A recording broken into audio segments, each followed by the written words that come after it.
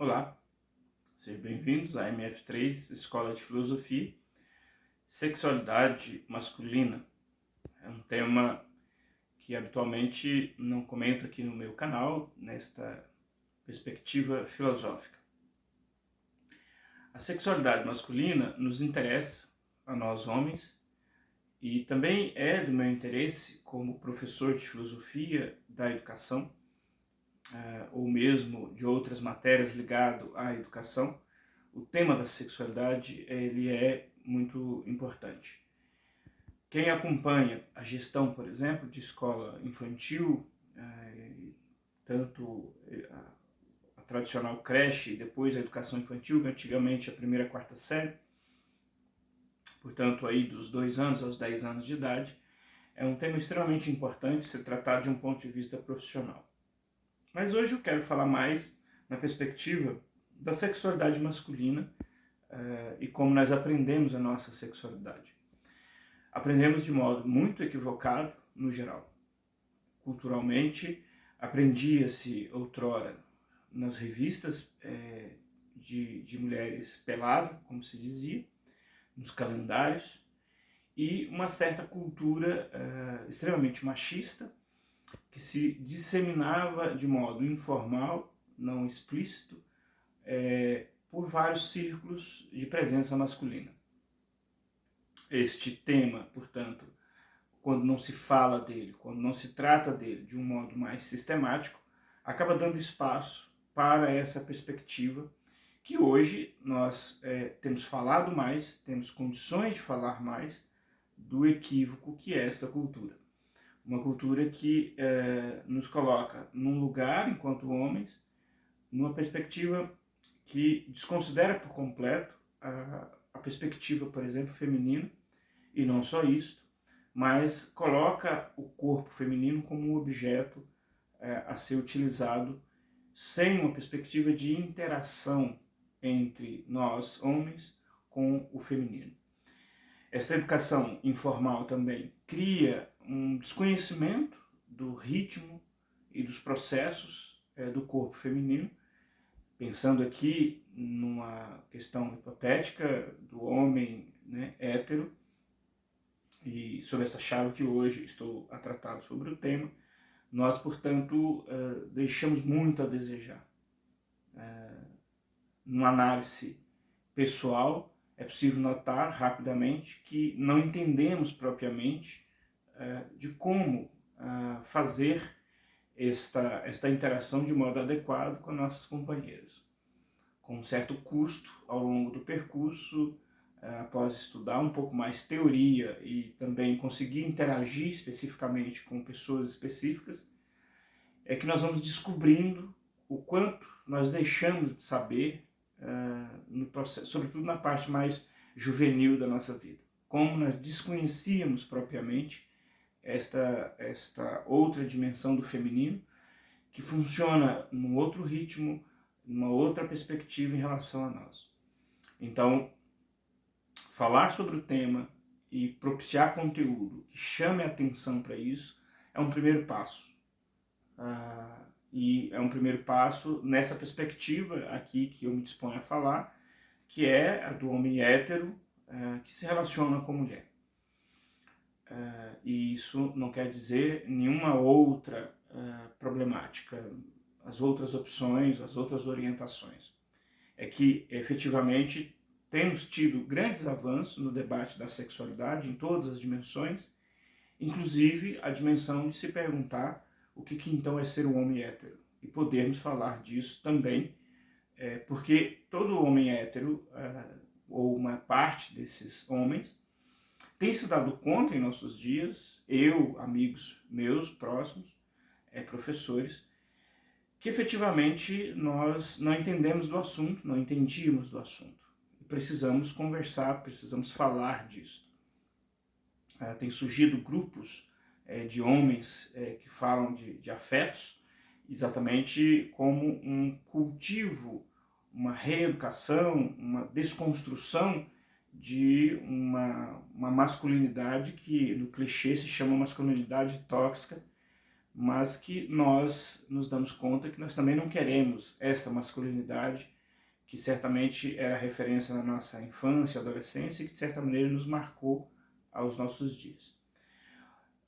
Portanto, a ideia de poder falar isto e de poder refletir sobre isto é um caminho que tem sido adotado. Pessoalmente, com alguns amigos, conversamos regularmente sobre o tema. E por fim, ainda sobre a sexualidade, na atualidade, a pornografia, que é um tema tabu, muito consumido no Brasil, esse consumo visual da pornografia acaba que nos nossos dias tem produzido também um efeito extremamente negativo sobre a própria performance sexual. Vamos desde as encenações dessa produção cultural, há também efeitos de uma hiperexcitabilidade visual que, de certa maneira, desloca o processo orgânico da sexualidade, que implica uma totalidade do corpo e, digamos, que nos transforma em apenas um olho, e este olho que tem prazer.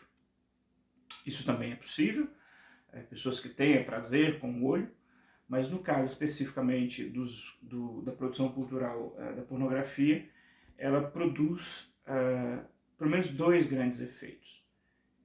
O efeito de disseminar uma cultura que, no geral, a mulher é objeto, fora que esta pornografia é ofertada hoje facilmente, no celular, no computador, então se tem acessos absurdos nos dias de hoje, o que, por exemplo, não existia na minha fase de criança e adolescente.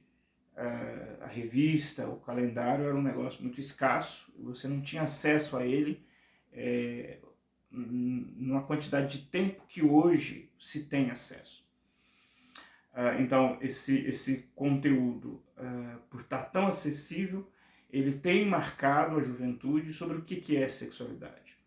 Então, ele cria uma cultura totalmente equivocada da relação hétero com no caso, o homem hétero com a mulher, porque, no geral, reduz o ato sexual a um tipo de performance, a um tipo de prática que, na realidade, não é isto.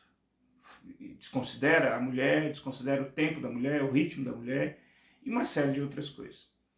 É claro que na internet a gente pode encontrar pessoas que também contribuem com uma educação sexual interessante. Temos isso tanto no YouTube quanto no Facebook, nós temos pessoas que prestam esse serviço de modo muito interessante. Mas o volume maior não é este. E a segunda perspectiva da pornografia é os impactos de ordem fisiológica, portanto, de você observar e habituar-se a observar uma imagem pornográfica, e isto cria um deslocamento orgânico de como nós concebemos a sexualidade ou como nós vivemos a nossa sexualidade.